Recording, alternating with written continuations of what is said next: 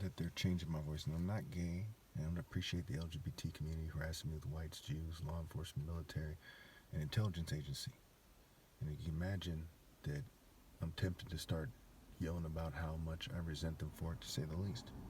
Okay, and that would be fair. But unfortunately, society's not, governed by warriors. It's governed by kind of social club guys, kind of geeks. So the rules won't allow me to do that, right? It's just unbelievable. And what's the point of making videos if you're just going to violate the rules? So obviously I rule over them because I rule on behalf of God. And it's overkill by them editing my videos, interfering with my videos, having no viable counter-argument for me, saying things like I rule over them, right? They're silent. They don't say, hey, you don't because of X, Y, and Z. They're silent. So they have proven to a T that I do, and that their powers are insignificant and pitiful compared to mine. And that goes for everyone like them all throughout history. Shame on you if you don't know that. I'm right away. So Jeremiah 42. Then all the army officers, including Johanan son of Kareah and Jezaniah son of Hoshea, and all the people from the least to the greatest approached Jeremiah the prophet and said to him, please hear out our petition and pray to the Lord your God for this remnant. For as you now see, though we were once many, now only a few are left. Pray that the Lord your God will tell us where we should go and what we should do. I have heard you, replied Jeremiah the prophet. I will certainly pray to the Lord your God as you have requested. I will tell you everything the Lord says and will keep nothing back from you.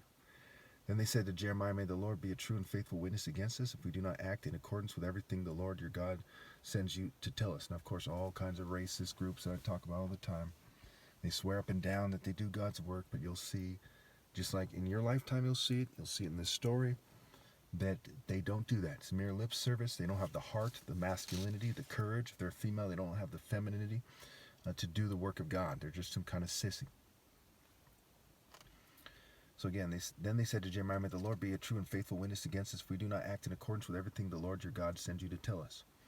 Whether it is favorable or unfavorable, we will obey the Lord our God to whom we are sending you, so that it will go well with us, for we will obey the Lord our God. 10 days later, the word of the Lord came to Jeremiah.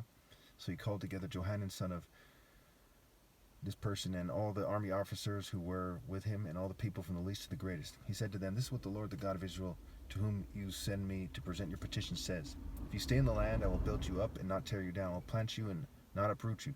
For I have relented concerning the disaster I have inflicted on you. Do not be afraid of the king of Babylon, whom you now fear.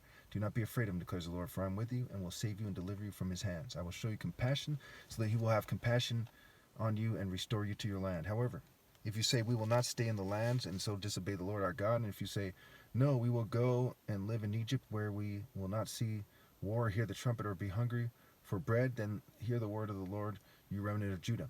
This is what the Lord Almighty says, the God of Israel. If you are determined to go to Egypt and you do go to settle there, then the sword you fear will overtake you, and the famine you dread will follow you into Egypt, and there you will die. So, of course, America is referred to as Egypt and Babylon in a negative way. Not, when they were having better times, but when they're having worse times. But it's the whole world, right? People are supposed to rally and obey God to me and prepare to die. Indeed, all who are determined to go to Egypt to settle there will die by the sword, famine, and plague.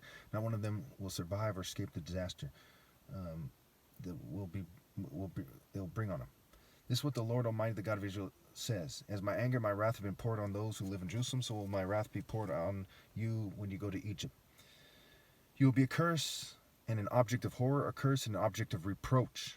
You will never see this place again. Remnant of Judah, the Lord has told you, do not go to Egypt. Be sure of this, I warn you today. So now you see the nations, the peoples, the various races and nations, they're all seen as an object of reproach in their own way by all the other peoples of the world. And that's not a coincidence, right?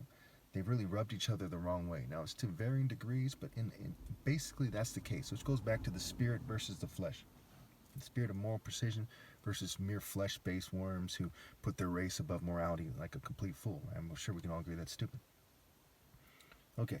Remnant of Judah, the Lord has told you, do not go to Egypt. Be sure of this, I warn you today, that you made a fatal mistake when you sent me to the Lord your God and said, pray to the Lord our God for us. Tell us everything he says and we will do it. I've told you this today, but you still have not obeyed the Lord your God in all he sent me to tell you. So now be sure of this. You will die by the sword, famine, and plague in the place where you want to go settle. So they chose not to obey God. Okay. They were determined to go to Egypt to settle there.